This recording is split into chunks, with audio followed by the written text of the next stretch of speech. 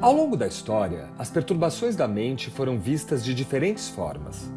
Se casos de ansiedade, depressão, problemas do sono, dependências e compulsões sempre existiram, hoje, diante do fenômeno da pandemia e aumento exponencial destes transtornos mentais, como interpretá-los e compreendê-los? Transtornadamente. Uma visão da psiquiatria. Tema desta série do Café Filosófico.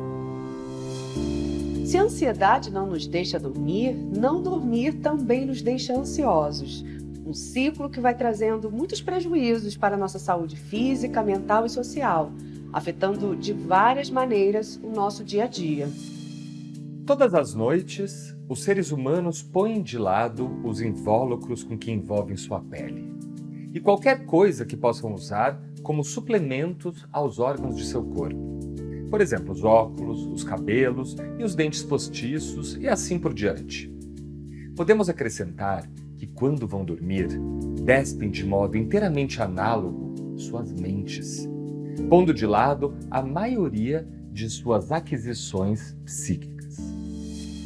No programa de hoje, os psiquiatras Mário Eduardo Costa Pereira e Luiz Alberto Retten respondem sobre as aflições e dúvidas que estão por trás de nossas insônias e da ansiedade que reina no mundo de hoje. Mário Eduardo, querido amigo, um prazer tê-lo aqui no café. A minha pergunta se refere a um problema tão comum nos nossos consultórios. Muitas pessoas se queixando que não conseguem adormecer porque não se desligam, não se desconectam. Que conselhos você poderia dar a essas pessoas? Neuri, meu querido amigo, meu querido colega, essa pergunta eu te agradeço muito porque me permite falar algo que eu não falei ainda, mas que é fundamental. Muitas pessoas buscam ajuda técnica achando que elas podem manter exatamente o mesmo tipo de vida e que tomando um remédio elas vão dormir. Isso é algo de impressionante na nossa cultura. Nós temos uma profusão de remédios para dormir e uma profusão de remédios para se manter acordado. Como se dormir, como se o sono fosse uma commodity, como se o sono fosse apenas uma técnica ou uma competência que nos permite nos reciclarmos para poder no dia seguinte voltar a produzir, a consumir, a competir. E que a gente pode então simplesmente fazer a gestão quase econômica, quase totalmente técnica dessa experiência de dormir. O transtorno do sono, na grande maioria dos casos, só vai mudar se houver uma modificação na vida do sujeito, mas isso implica uma tomada de posição. Ou seja, é necessário que se lhe disponha de coração, primeiro para as coisas mais práticas, que ele se coloque a questão do momento de dormir, a questão da desconexão dos apelos do mundo, a questão dos seus próprios rituais que vão permitir para ele, que ele vai constituir de uma maneira amorosa, de uma maneira singular, cada um tem os seus, ou pode construir os seus, desse momento de entrar no sono. A questão do escuro, a questão é importantíssimo que tudo fique apagado. Não é? E nós somos solicitados a ter as pequenas luzes do quarto, elas acabam produzindo esse mesmo efeito de prejuízo do sono. E, ao mesmo tempo, todas as questões relativas à nossa vida no sentido mais amplo. Nós estamos satisfeitos com a vida que nós levamos, nós estamos satisfeitos com a nossa sintonia, com aquilo que tem mais fundamental em nós. Qual é a relação que nós temos com a nossa vida amorosa, com a nossa vida sexual? Nós estamos satisfeitos com ela? Essa tradição cultural do cafuné, do acalanto, da cantiga de ninar, enfim, do embalar, tem várias técnicas diferentes de embalar. O resgate, então, dessas experiências prazerosas do dormir, que nos lembre que o que nos espera é estar nos braços de um bom Morfeu, nos braços de uma que nos permitem desconectar e desconectar amorosamente disso. do mundo, e que uma outra modalidade de existência, que não é mais igual àquela da vida cotidiana, ela nos está reservada por uma grande parte da vida. Eu queria saber o seguinte, nessa travessia, nessa transição entre o mundo da vigília, o mundo do sono, você acha que existe um ato subjetivo envolvido? Um ato para o qual a gente poderia usar a expressão assim, consentimento, né? No sentido do consentimento de um prazer, no consentimento de uma satisfação, consentimento de gozo. Eu vejo na clínica muitas pessoas que se ocupam com a insônia, mas que acabam pulando esse pequeno gesto subjetivo pelo qual a gente se deixa dormir, né? E sai às vezes da vida de preocupações e de desejos e não os conecta com um certo tipo de prazer, que é o prazer de dormir. O que você acha? Christian, meu querido amigo, te agradeço muito essa questão tão densa, tão importante, a ideia do consentimento. Ou seja, dormir não é simplesmente um desabar de sono. É algo do sujeito poder se autorizar e mais, ele desejar entrar nesse outro modo de funcionamento. E para isso ele tem que estar em sintonia com ele próprio. Ele precisa poder antecipar que o que tem a encontrar do outro lado é algo que é promissor, que é algo que pode ser prazeroso, mas ao mesmo tempo ele tem que se permitir, ou deve ser possível para ele, desligar. Por vezes, as marcas que estão na base dessa constituição, dessa possibilidade do desligar, não são tão favoráveis. Tem muitas pessoas cujas marcas que são reativadas nesse momento de dormir são muito traumáticas. Tem muitos que conheceram a marca da dor, do abandono, de não poder confiar, do abuso, da violência. Então, no fundo eu diria que tem essa dupla dimensão. O consentimento e as possibilidades que cada um tem de poder não apenas consentir, mas poder criar na sua cabeça esse sonho para o qual ele se permite. Eu posso me desligar do mundo, o mundo vai continuar aqui, eu não preciso temer, está tudo em paz. E o acalanto e o embalar da mãe nos dá essas primeiras inscrições no corpo, na alma, no nosso contato com a nossa vida mais profunda, por um lado, mas, ao mesmo tempo, como fazer a gestão dessas marcas que ficaram em nós, de que não se pode desligar. É preciso ficar atento o tempo todo. Não é possível confiar, não é possível se entregar. Ou seja, isso coloca também uma outra questão: que mundo é esse em que o sono, que é uma experiência de confiança e de entrega e de poder se entregar para um outro modo de funcionamento que me faz desligar um pouco dos radares eternos, antecipando perigos e gozos do mundo, como é que eu posso desligá-los? Mas isso tem que ter também a marca dentro deles. Então, nesses momentos, muitas vezes, o tratamento especializado ele é indispensável, porque algumas pessoas necessitam poder elaborar, fazer a travessia dessas marcas e lidarem com elas de uma outra maneira, de reencontrarem um outro repouso, apesar disso tudo, com outras modalidades, podendo reorganizar essas mesmas marcas de uma outra forma. O João Henrique te pergunta o que fazer quando, mesmo estando com sono, você não deseja dormir. Esse comportamento aumentou durante a pandemia, ele relata aí que ele fica ansioso e não quer que chegue o amanhã. Às vezes prolonga o tempo acordado, mesmo estando cansado e sonolento. A nossa consciência não é simplesmente uma tábula rasa que a gente se deixa passivamente impressionar pelas coisas que vêm do mundo e que a gente recebe neutramente. Não funciona assim, ela funciona de maneira ativa.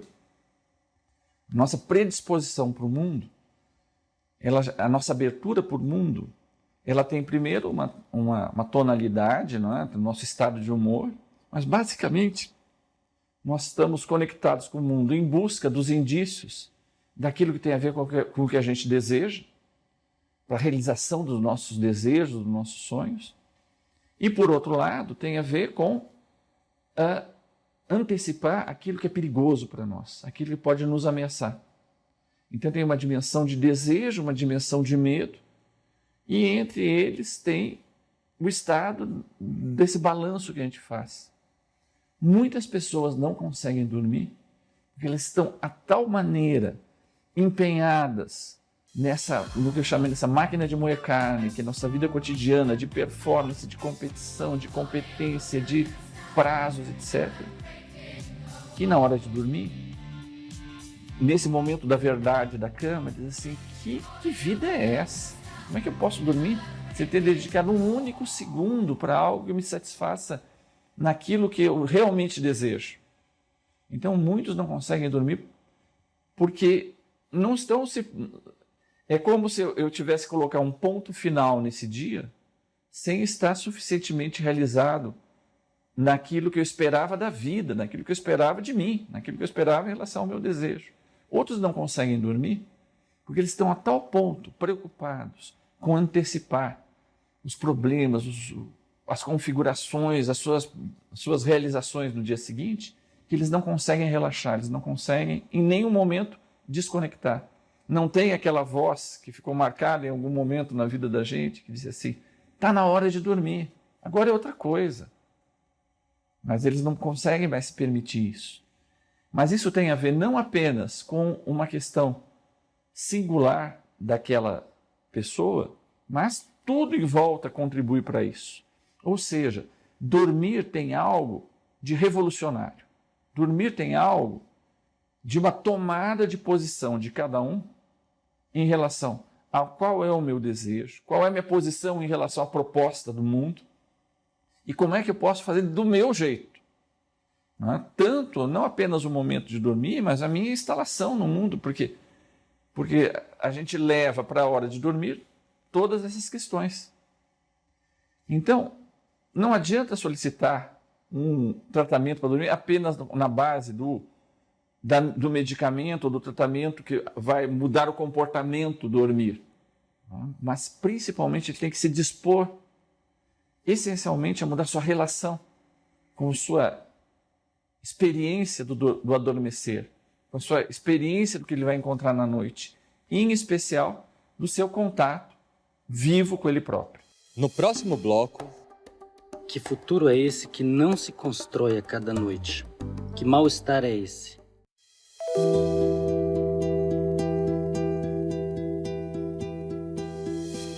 Há quem diga que todas as noites são de sonhos. Mas há também quem garanta que nem todas, mas somente as de verão. Mas no fundo, isso não tem importância. O que nos interessa mesmo não são as noites em si, são os sonhos. Sonhos que o homem sonha sempre, em todos os lugares, em todas as épocas do ano, dormindo ou acordado. Meu caro amigo Mário Eduardo, que insônia é essa?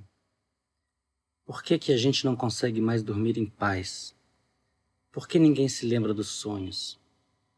Que futuro é esse que não se constrói a cada noite? Que mal-estar é esse?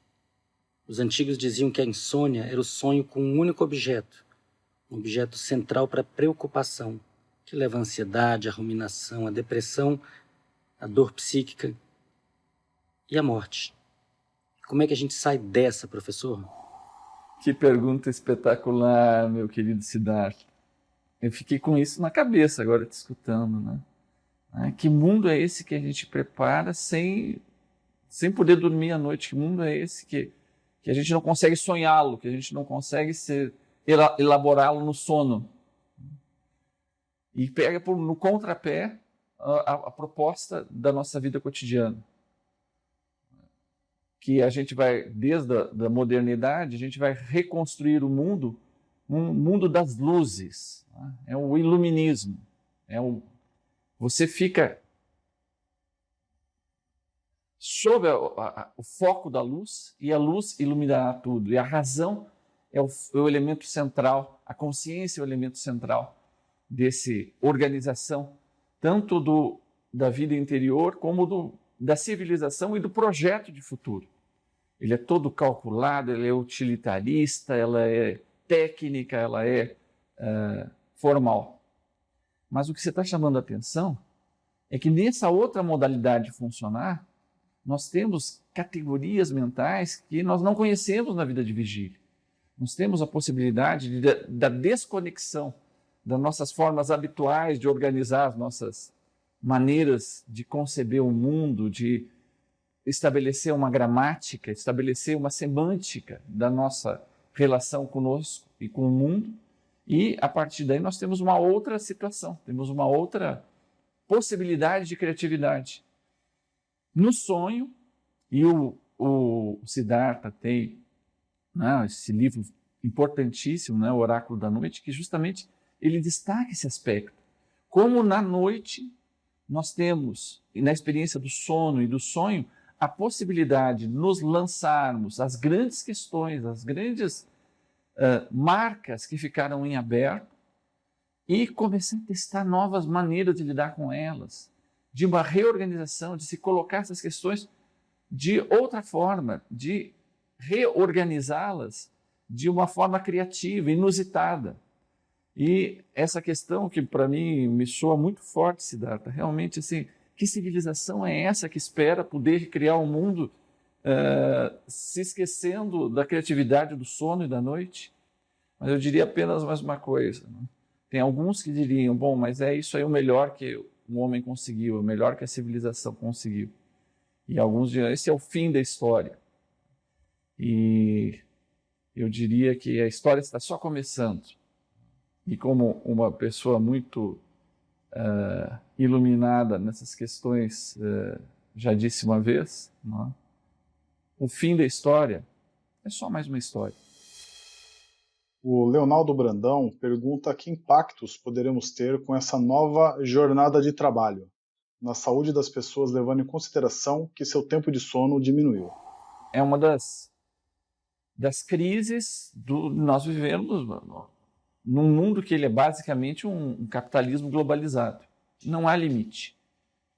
Porque se eu crio uma jornada de trabalho, se eu posso não querer com o meu modelo de negócio competir na noite. A noite é sagrada. Eu não vou ocupar o espaço da noite.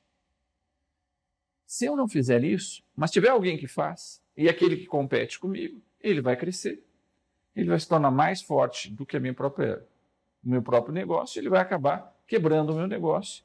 E, de qualquer maneira, vai se instalar a ocupação da noite. Então, se transformou como algo natural para nós que todos os espaços são ocupáveis. O espaço da noite, o espaço da natureza, o espaço da floresta, o espaço das geleiras dos polos, os espaços, enfim, dos lugares sagrados dos índios, os lugares os nossos próprios lugares sagrados nas cidades, enfim. Tudo isso é potencialmente ocupável pelo negócio, potencialmente ocupáveis pelo jogo capitalista. É claro que nós vamos dizer, não, mas se nós estamos precisando criar trabalhos, vamos ocupar a noite. Você entende? Então, é justamente nessa lógica que não há limite. Por que só a noite? Por que não a madrugada também? Por que também no domingo? Domingo foi... Até o Senhor dormiu no 7º dia, até Deus descansou. Deus tinha limite. Mas nós vivemos num sistema que, pela sua própria maquinaria interna, não conhece limite. Ele não pode funcionar com limite. Então, essa é a nossa contradição. Isso aparece no campo do nosso consultório. Porque o sujeito, ao mesmo tempo, precisa dormir, mas ele não pode dormir no ponto. Então, ele pede que a gente faça uma espécie de poção química que ele possa dormir o mínimo suficiente para se repousar, mas não tempo demais que ele durma no ponto. A Paula Monteiro pergunta como a sensação de solidão pode favorecer ou dificultar o adormecer.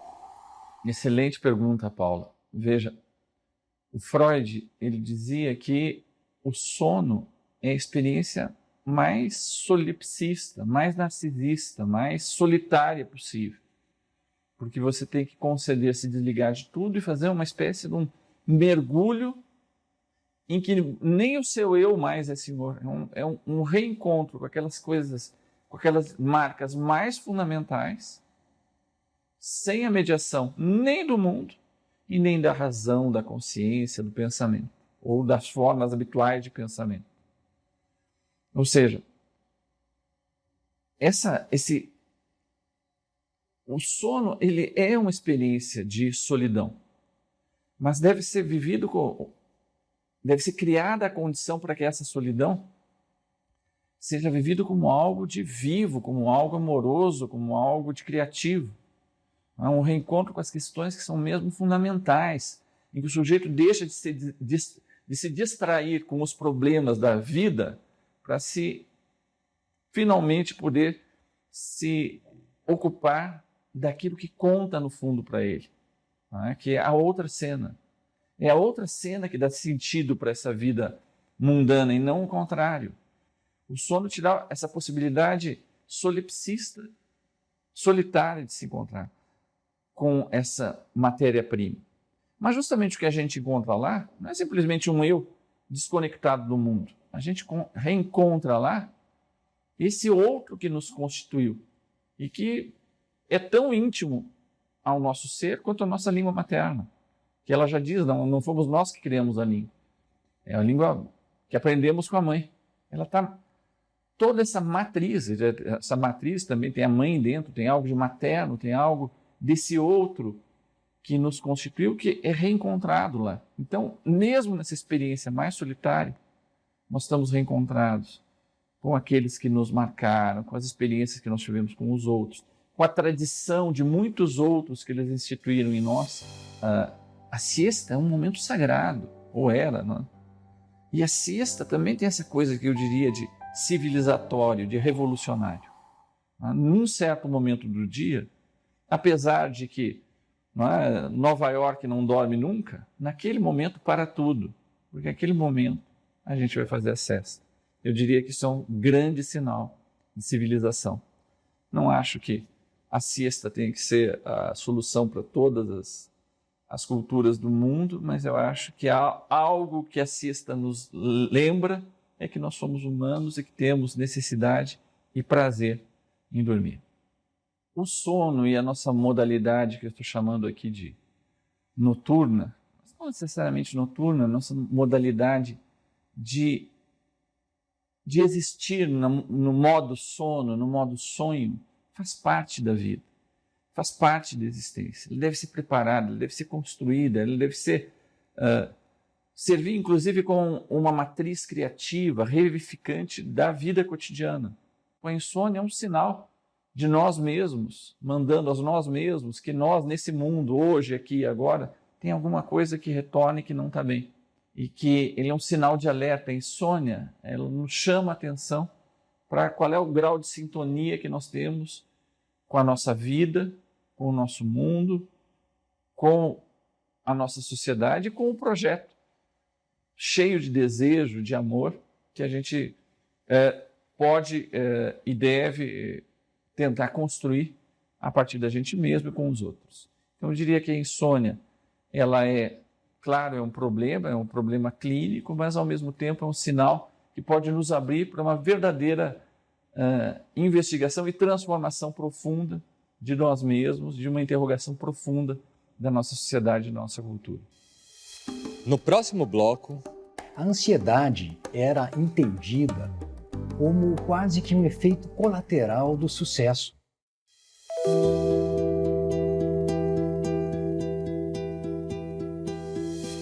se temos dificuldade de entrar no modo sono, de nos autorizar a dormir e sonhar, precisamos admitir também que estamos vivendo no modo ansioso. Porém, a ansiedade é uma emoção humana de extremo valor adaptativo. Graças a ela, tomamos precauções e somos mais cuidadosos diante de situações novas, de imprevistos e de decisões importantes. No entanto, na medida em que a ansiedade é normal e até desejável até certo nível, e que varia de pessoa para pessoa, a sua medicalização pode ser um risco real. Por isso, a distinção entre a ansiedade normal e a patológica é fundamental, especialmente quando a ansiedade parece estar na ordem do dia e vista por muitos como se ela se manifestasse sempre da mesma forma, sem se dar conta das diferenças, às vezes muito sutis, entre crises de ansiedade. Querido Luiz Alberto Etten, velho amigo, é um prazer tê-lo conosco aqui no Café Filosófico. Eu gostaria que você falasse um pouco sobre 2 transtornos psiquiátricos que cursam com muita ansiedade: o transtorno obsessivo-compulsivo e as fobias. Obrigado. Obrigado, Neuri. Eu quem agradeço o seu convite para participar dessa atividade. De fato, o transtorno obsessivo-compulsivo, ele até já foi classificado como um transtorno de ansiedade. No DSM-4, ele era considerado um transtorno de ansiedade. Na verdade, ele é bastante diferente. E você tem razão, essa confusão se deve porque a ansiedade é uma emoção, um estado muito presente no transtorno obsessivo-compulsivo. Mas é um fenômeno secundário.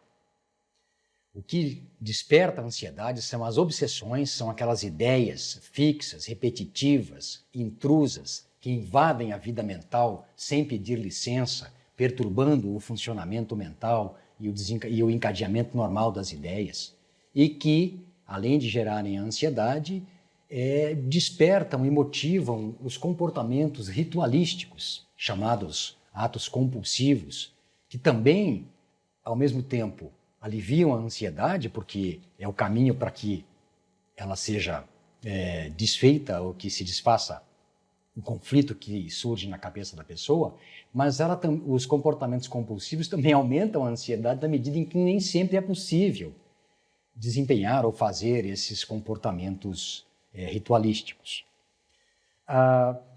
Também por trás da ansiedade no toque, nós temos a dúvida obsessiva, que é um verdadeiro tormento à pessoa que se preocupa, por exemplo, se verificou mesmo se as portas todas estão fechadas, se apagou as luzes todas da casa, se desligou o alarme do carro, e não uma só vez, né, Neuri? Não só pensa nisso, vai lá, checa e pronto. Não, ela fica minutos, horas até fazendo essas verificações, principalmente relacionadas à contaminação, principalmente relacionadas à organização, e nós temos também aqueles pensamentos obsessivos bastante relacionados, bastante dedicados à pornografia, à religião, em geral a temas bastante desagradáveis para a pessoa. As fobias também são tidas como um transtorno de ansiedade primário. Aliás, desde a antiguidade se reconhecem alguns quadros de fobia. E a fobia é um medo exagerado, irracional, incontrolável e completamente desproporcional às demandas da realidade. Mas lembre-se, para que se seja um transtorno mental, e isso é muito importante, o quadro tem que ser limitante, tem que ser perturbador. E nem toda fobia é limitante. A história da ansiedade em nossa cultura confunde-se em alguma medida com a dos benzodiazepínicos, os famosos calmantes. Em um primeiro momento, promessa de tratamento para a ansiedade e alívio para o sofrimento da mente, hoje em dia alvo de desconfianças e acusações. Eu gostaria de saber o que você pensa do seu uso em casos de ansiedade e de transtornos de ansiedade nos dias de hoje. Essa sua pergunta, Vinícius, ela me permite fazer alguns esclarecimentos e contar algumas curiosidades sobre o advento dos tranquilizantes. Foi um verdadeiro acontecimento o surgimento ou o lançamento no mercado do primeiro tranquilizante, o meprobamato. E isso se deu, Vinícius, para a surpresa, inclusive, dos diretores da indústria farmacêutica. Eles próprios deixaram esse medicamento ali na estante por anos antes do lançamento, imaginando que não haveria mercado para eles. Eles próprios ficaram surpresos. E é importante que se diga e que se saiba que naquele momento em que houve o lançamento do meprobamato, em 1955, a ansiedade era entendida como quase que um efeito colateral do sucesso. A pessoa bem-sucedida era ansiosa. E, com isso, esse era o espírito da época. Essa era a cultura em que se deu o lançamento do primeiro tranquilizante. E aí, nada mais natural do que a utilização de um medicamento para aliviar a ansiedade que estava relacionado ao fato da pessoa ter sucesso. E em seguida foram lançados os medicamentos a que você se referiu, os benzodiazepínicos, e esses sim já foram lançados aproveitando a onda. Aí já houve um serviço de marketing bastante, digamos assim, agressivo da indústria farmacêutica para que esses medicamentos fossem utilizados para praticamente todos os tipos de ansiedade. Todo excesso é ruim. E aí não demorou para que começassem a surgir os relatos de casos de abuso, de dependência, de pessoas que tinham se suicidado utilizando esses medicamentos, não só eles, mas que tinham misturado esses medicamentos com outros medicamentos.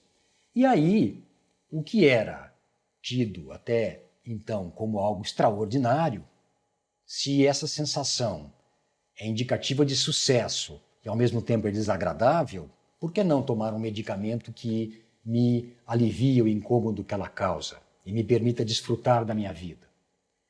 Pois então, a partir de um momento, começou a ser demonizada, como você disse. E, na verdade, hoje em dia nós temos que os benzodiazepínicos, eles são medicamentos muito bons, tão bons que continuam no mercado. E hoje em dia eles são úteis como coadjuvantes do tratamento específico de alguns transtornos de ansiedade, enquanto o medicamento principal não faz o efeito desejado. Então, por algumas semanas, em pacientes com transtorno de pânico, ou com transtorno de ansiedade generalizado, ou com transtorno de ansiedade social, se utiliza esse recurso para um alívio mais rápido da medicação, da ansiedade numa pessoa que já está bastante desmotivada e abatida. E também esses medicamentos são válidos, são úteis no contexto de alívio de estados de ansiedade passageiros e muito intensos e perturbadores, mas aí é um uso pontual. Um dos impactos da ansiedade na cognição é perturbando a memória. Eu não sei se todos sabem, mas a memória é uma função cognitiva secundária, ou seja, ela depende da atenção. É a atenção que faz com que você assimile uma informação e armazene adequadamente essa informação. A memória consiste na recuperação dessa informação.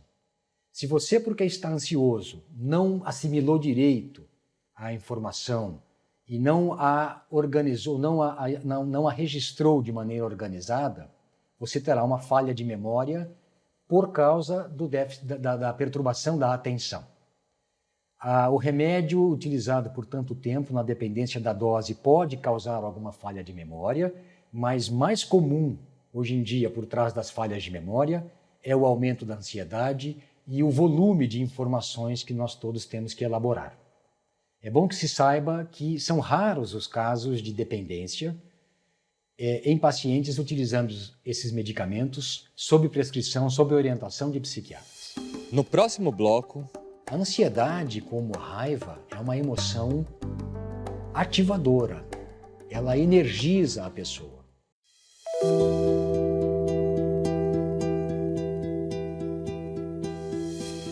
minha cabeça não é flor que se cheire, não é. Minha parceira não faz nada que eu peço. Minha cabeça repete as mesmas coisas, repete as mesmas coisas até não ter mais coisa. Minha cabeça escreve 1000 roteiros com fins mirabolantes em que ninguém sai vivo. Minha cabeça é tão a minha cara que eu fico de cara quando eu lembro que existo. Minha cabeça é pior durante a noite, porque ela fala mais alto e tem muitas certezas. Minha cabeça me faz crer que eu sou doida e aí me deixa doida. Vê só a ironia. Minha cabeça não quer calar a boca, sequer por um segundo para eu ouvir os outros. Minha cabeça só faz me passar a perna. E eu não sei se ela é minha ou se eu, que sou dela. O Leonardo Brandão pergunta se, com a proximidade da morte causada pela pandemia da Covid-19, se isso aumentou os índices de ansiedade ou apenas escancarou o quanto somos e fomos ansiosos. Olha, a morte é difícil. Em primeiro lugar, eu diria que é difícil que a gente discrimine o que é que está por trás do aumento da ansiedade relacionado às questões nos trazidas pela Covid. A morte, sem dúvida, é uma delas, a proximidade da morte, né? É uma delas. Mas existem várias outras, as incertezas quanto ao futuro. Então é difícil, em primeiro lugar, quantificar qual a contribuição dessa preocupação específica em relação ao aumento de ansiedade. Mas é bom que se lembre que a morte é uma das chamadas angústias existenciais. Qualquer ser humano, de qualquer idade, mesmo uma criança, lógico, que tenha um mínimo de maturidade, vai se angustiar diante do pensamento da morte. Essa é a definição de uma das angústias existenciais.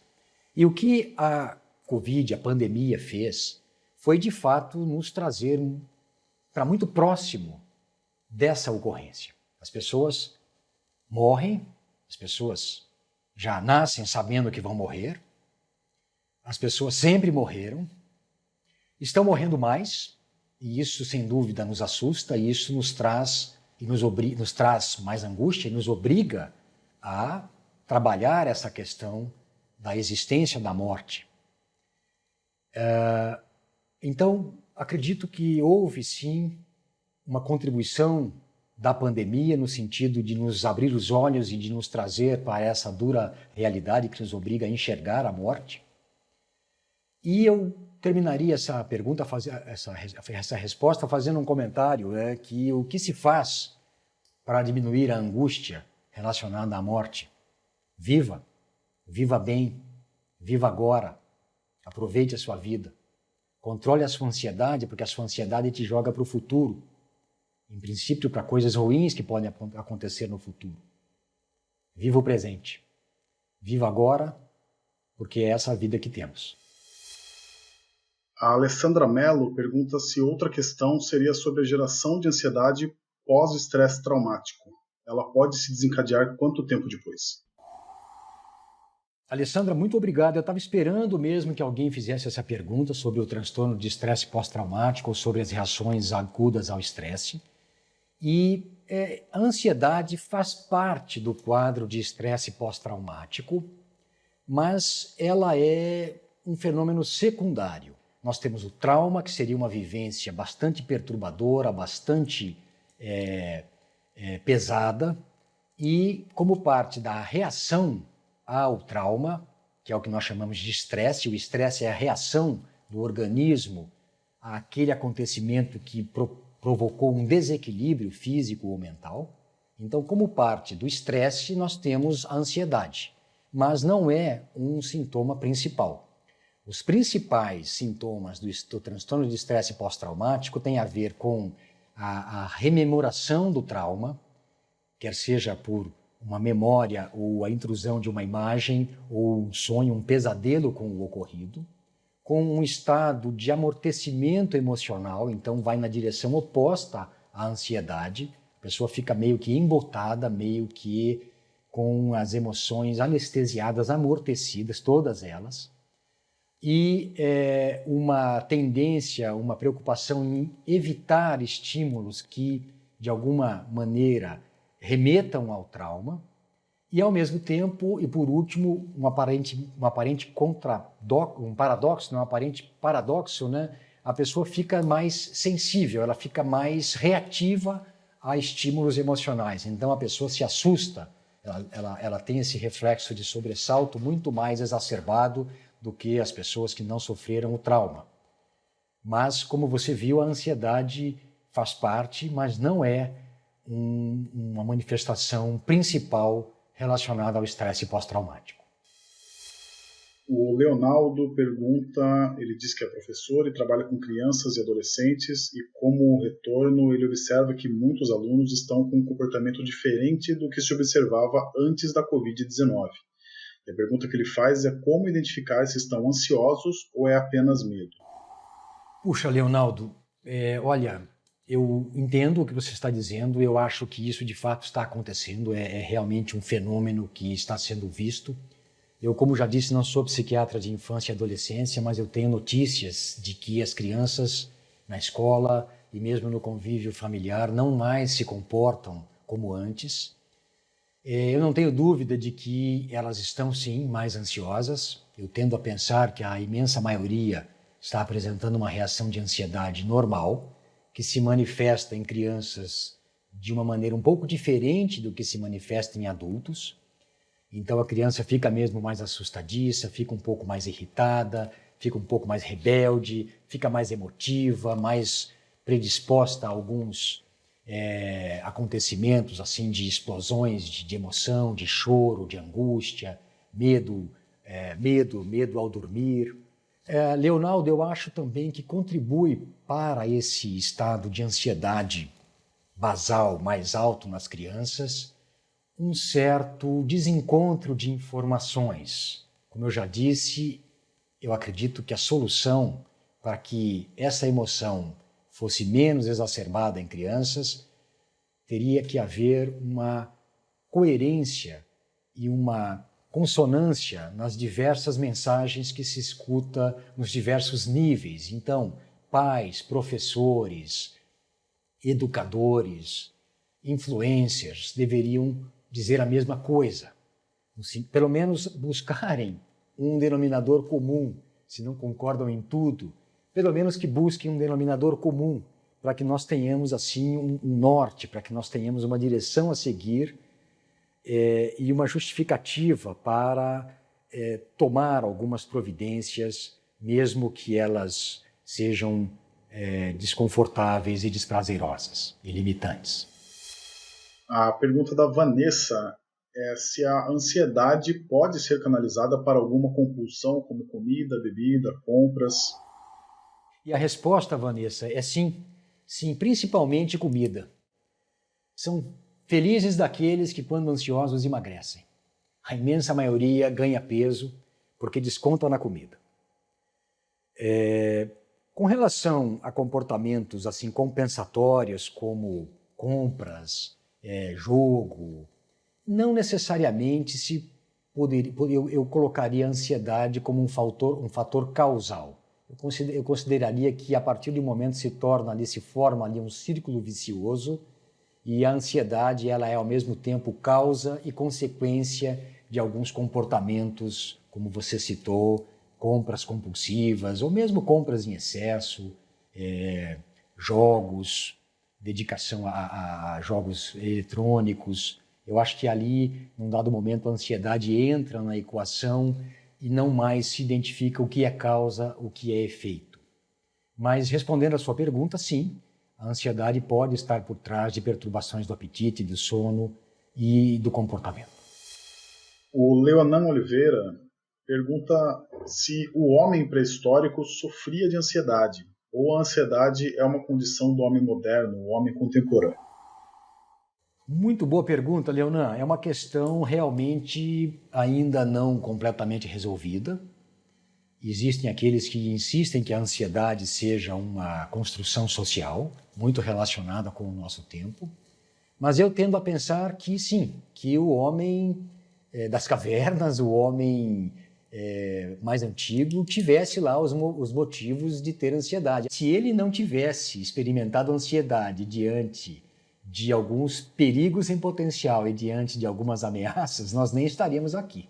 Então eu creio que sim, que esses homens, os sapiens, os primeiros sapiens, eles tinham lá, não sei se uma ansiedade tão sofisticada quanto a nossa hoje em dia, mas já sim, reações de ansiedade que, como eu falei, tiveram valor adaptativo inequívoco e contribuíram para que chegássemos até onde estamos.